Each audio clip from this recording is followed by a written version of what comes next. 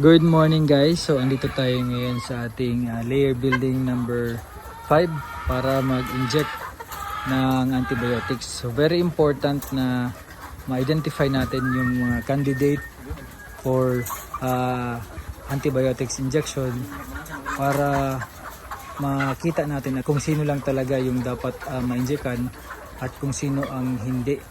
Kasi hindi lahat guys ay dapat nating mabigyan ng antibiotics kasi masira yung recovery process nila.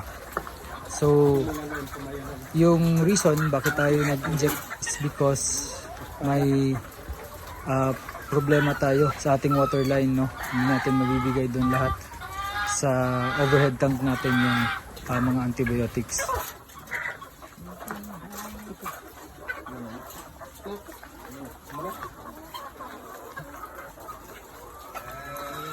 So mamaya guys ay pag-uusapan natin